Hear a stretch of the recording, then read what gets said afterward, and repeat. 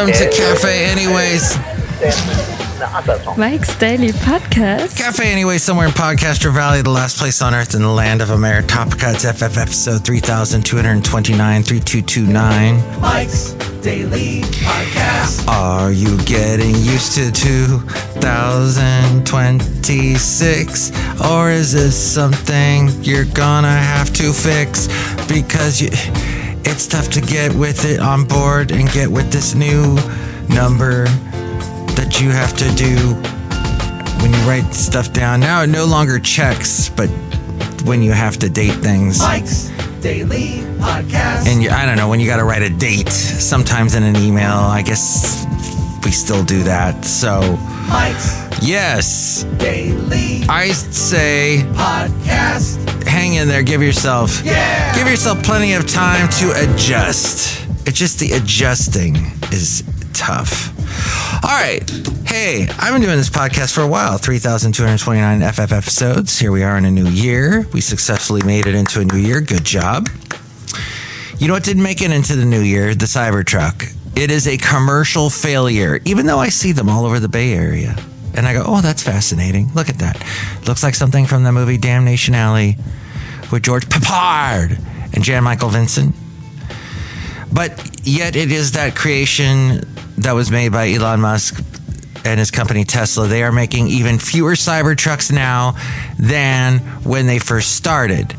Cybertrucks reached a high of more than 15,000 sold in the third quarter, not of last year, but of the year before, 2024.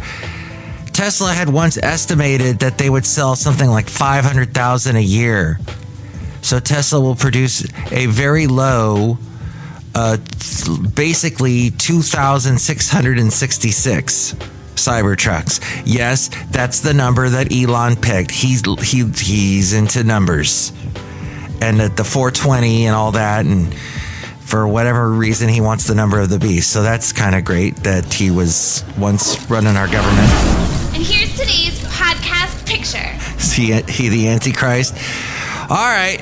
That's a speculation for another conspiratorial type podcast with supernatural type things and people that watch The Omen many times and all the Omens. There were something like 3 movies. The podcast picture has nothing to do with any of that, but with yours truly welcoming in 2026. I was in San Francisco and I was at a fun party and got a bunch of confetti Mike on me. Matthews is going to come in with more encouragement for you. Oh, thank you. So I don't know if this is the late great Basil the Boxer. He's offering some encouragement to you to get into 2026, and hopefully you will enjoy this year. Last year, though, Tesla produced. Let's see. Oh, they produced 11,000 Cybertrucks last year. But what else is going on with that company? Elon's other part, the SpaceX thing, is aiming for an initial public offering in the second half of this year. The rocket firm is currently being valued at $800 million, and the initial public offering would include the entire company, including internet satellite provider Starlink, which a lot of folks use. This one guy I watch on YouTube, this old guy, he travels all across the U.S. He uses Starlink all the time to upload his videos of his travels across the country while he stays overnight in RV parks and hangs out there next to bizarre people in the RV park. They're either really quiet type people at an RV park, or there's the partiers. Woo! I'm getting on my Sea-Doo tomorrow and I'm going to tear it up. Tear the lake up. That's what I'm thinking is happening there. I don't know for sure, but so SpaceX, which launches more rockets than any other company in the world, has a sky-high valuation that would push, not in a falling direction, but in an upward direction. The rocket company passed OpenAI to make it the world's most valuable private company. OpenAI, the folks behind all those AI chatbot things you go to. The ChatGPT, BT stuff, and all that. Asking it questions. I'm knowing some guys, mostly guys that come from the Silicon Valley area, who are using that a little bit too much. They ask it all kinds of questions, and it's very odd. And these are smart guys, but I don't know. They've somehow crossed over into this land of make-believe and think the AI is an actual person that they're talking to. It's weird. But Musk's rocket company has quickly taken over. You're going to be quicker than that. Quicker than that, well, has quickly taken over the space industry. The company handles missions with commercial satellite partners and even government agencies like our very own NASA, National Air and Space Association. The company has also ventured into mobile phones through a deal to buy wireless spectrums. So they're getting in on that too. Starlink they're gonna what's his face out of a job? Deadpool, with the Ryan Reynolds selling his cell phone company all the time. Starlink has more than 8 million active customers around the world. That the statistic a couple months back in November. And this year, I just saw on the news that you're thinking about leaving. What happened? Well, let me tell you what happened. In this year, Starlink is set to launch its next generation. They're going to be leaving the old generation and going to the next generation. Generation 3, they call it Gen 3 satellites, dramatically increasing network capacity for high-performance users that use that Starlink type thing. So it looks like it is a growing type thing. I know, was it the president had something to do with that? That maybe it was one of the deals he worked out with Elon when Elon was working for him. But back to down here on Earth. I want to weaponize my pronouns. Don't weaponize your pronouns. What are pronouns? Pronouns can be horrible weapons of mass destruction, but Earth's almost 3,000 billionaires, their combined wealth reached a record high in April of last year. I guess you could say just in a few months it'll be April. Isn't this crazy? But the high that they reached was over $15 trillion, 15.8 to be exact, as we go outside of Café Anyway, where we bring you Mike's Daily Podcast, somewhere in podCastro Valley, the last place on earth in the land of Ameritopica, broadcasting from Café Anyway. So that is a 13% increase over the previous year, largely due to the tech billionaires that made a bunch of money off of the AI boom.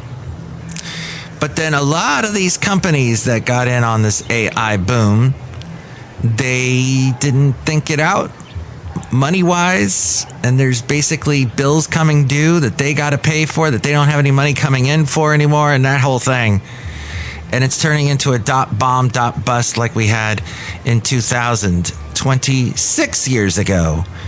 So we'll see what happens this year with all that. The comeuppance has happened in this year. I'm feverishly writing down comeuppance. I don't use that word that much, and I find that fascinating, that word.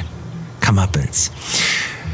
All right, so 3 and 5, something like 60% of everybody bought gift cards as holiday presents, making it the most popular gift category. Okay, I'm going to tell you right now that yours truly tried to find a Christmas card a few weeks back for my lovely lady friend. I found nothing. Nothing that was funny, nothing that was heartwarming, nothing that was interesting. I ended up drawing my own. As you have gone to mikesdailypodcast.com, hopefully at some point, and you scroll down, you go to my gallery there, I've got a lot of cartoons that I've drawn. So I'm a bit of an artiste.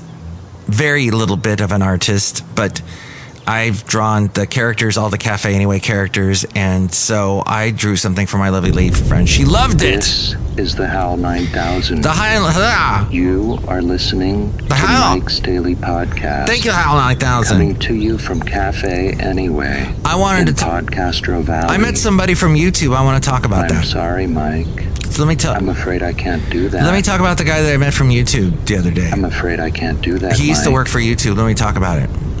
Mike. I have a channel on YouTube, but it's like Mike. It's just a podcast that I do. Let me talk about it. Mike. All right, Hal's letting me talk about it. So I talked to this guy that used to work for YouTube. In fact, it was at this New Year's Eve party, and he had an outfit on, almost looked like pajamas, but it also had this abstract art thing about it. I go, what's that? And he said, well, it's a special line of clothes that YouTube made a couple years back that was inspired by the quote-unquote content creators. And that's such a general blah term that basically means anybody that goes on YouTube and tries to make something cool video-wise. This abstract artist, I guess, did videos. I didn't get from him if they were animated or just the pieces of art in picture form, just sitting there in video, or it showed the artist making it. I don't know. But it was an interesting looking piece of art that was on his pajama print. Yes, he was wearing pajamas. You can use your damn it if it's easier. Don't worry, I will cross my eyes so I can't see your secret code. So go buy some pajamas. What is it? This has been a thing for well over 20 years, let's say 30 years now, of people going out wearing pajamas. Makes no sense to me why this has been happening now for decades. It seems I see mostly the younger people doing it. Older people at some point wisen up, but I've seen some older dudes about my age even wearing pajamas out in public. That looks ridiculous. Maybe that's just a California thing. It's stupid and dumb, and come on. It shows, as Jerry Seinfeld said, you're not even trying. You've just given up. He was talking about the warm-up wearing, like, jogging pants to Costanza, I think it was. But so people bought cards. I don't know why. They were all terrible. Oh, but this guy from YouTube. Who doesn't like cash cows? Which is a cash cow. It makes a lot of money. How do you do that? And do you know, he told me this. I just said the word cash cow. YouTube requires a lot of server space. It costs a lot of money because you're basically this huge cloud that people are uploading videos, very long videos. They used to put a time limit of 15 minutes, but now they say as long as you want. Upload it. There's 6, 7, 8 hour, maybe 8 hours is the max. I think people have gone further, but there's a lot of space that they allow for free. They're making the money off of the ads if people are watching your video, and in turn giving you a tiny percentage of it. But he said, yeah, this is, at one point YouTube, before Google bought it, was about to go under because it was just too costly. But Google, Alphabet, was able to take it over and turn a profit with it. Now it's one of the most watched There's a Spanish platforms. holiday tradition called El Gordo. Even El Gordo watches one. it. We just had the fat one holiday pass by. Thank you, Laura Ferrer of NPR, which I never watch or listen to. You don't watch it. I guess they probably want you to go to npr.com or org or whatever it is and watch it. I cannot anymore. It is definitely past my age group at this point. It is so young, and they're just appealing to young people. Good luck, guys, with that, especially you got defunded last year. All right. But, back to, it's tough. It's tough if you're a .org to keep going. Scary. It is very scary. That being said, check out camaradio.org. Yes, it's like you're saying Camarillo, a town in Ventura County. But you're saying Cama Radio. You suddenly veer off and say radio. So camaradio.org. You can listen to this show on that channel, that internet station. They were knocked off the air. I don't know as of this recording if they will have been back on. The transmitter got knocked out during the heavy rains they experienced around Christmas. But yeah, they definitely need donations over there at camaradio.org. And I'm heard there in the morning. I need some turntables, Mike, if you're going to say it like that. I am saying it like that. Okay, bring in the turntables. And back to YouTube. So they've turned a profit. They're making money. Once upon a time, it was going to go out of business, and we would have never heard of it again, and somebody else would have come up with something. Maybe TikTok would have been bigger sooner. Or it's big. Is it bigger than YouTube? In some ways it is, but one of the guys that made YouTube huge is Mr. Beast, and he's made a ton of money off of YouTube. He has now this Beast Industries. We're talking about the Beast a lot on the show. It's kind of scary for New year, new podcast, new episode podcast talking about that. Hopefully we don't hear much more of Beast in this year, but Beast Industries, the company behind Mr. Beast, he's the guy who likes to give away stuff. That's how he's gotten popular. I can't make this up. Cannot. He's got an interesting jaw. I think. Did he break his jaw at one point? Because it's very constricted. His mouth can't move weird moves. But the company behind Mr. Beast, Beast Industries, could one day also have, just like the other company we were talking about earlier with their initial private offering, they could also one day have an IPO with the CEO of Mr. Beast. Oh, we were talking about Starlink and SpaceX. The CEO, Mr. Beast, says they want the creators or maybe it's not the CEO's Mr. Beast. Well, it just says here, the CEO says they want the creators 1.4 billion active viewers to get the chance to own the company. So they're doing some interesting things. He's attracted the biggest amount of people and subscribers behind a YouTube channel. So I don't know what he's up to. The name freaks me out. Wish he would have gone with a different name, like Mr. Rainbows. But no, rainbows are cool. Look who's here outside a Café Anyway, somewhere in podCastro Valley, the last place on earth in the land of Meritoptica. Hey. Hello, Mike Matthews. It's Chely Shoehart, gift shop supervisor. Wow, that'd be great to have a bunch of people watching my YouTube channel, Mike Matthews. Oh, you have a YouTube channel? Yeah, I make snow globes on it, Mike Matthews. Oh, that's interesting. How's it doing? Actually, I just got deplatformed. Oh, so sorry to hear that. It's okay, Mike Matthews. That's enough. Put down the mic. Oh, so terrible. Did the president deplatform you? No, he doesn't own YouTube yet. Just Twitter. Formerly known as X. No, I think that's the other way around. Chely Shoehart and her exploding snow globes.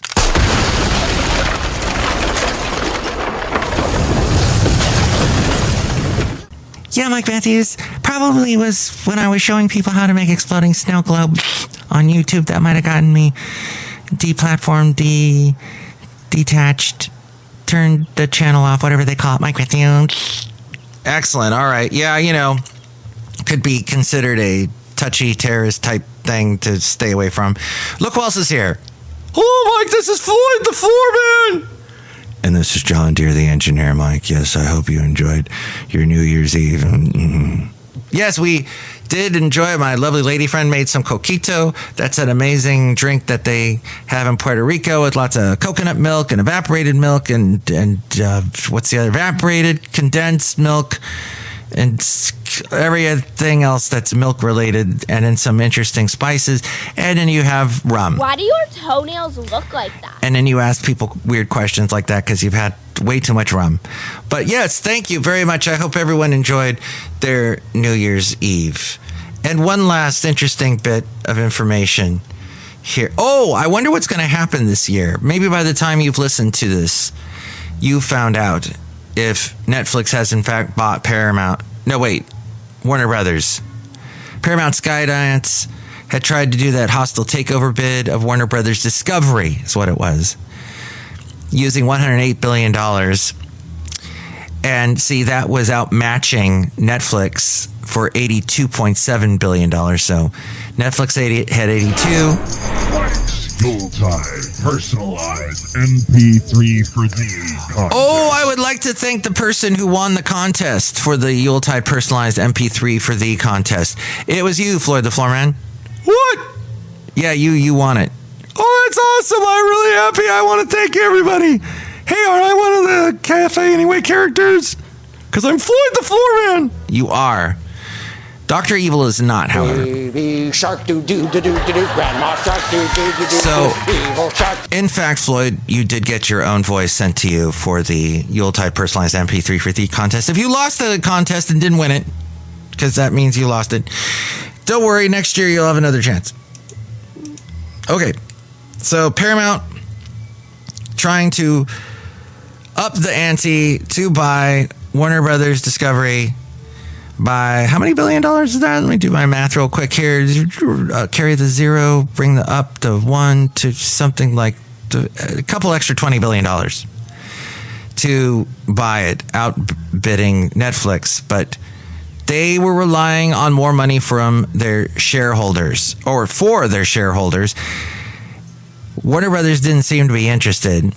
Paramount sees as a straightforward path to a green light with regulators. Oh, and they said that will make it easier for them for it to go through, because Netflix, they got that whole woke thing that irritates the current administration. Paramount's offer could reportedly go higher. No matter which bid ultimately triumphs, a deal can only close if antitrust regulators sign off. There is that hurdle behind anything like this.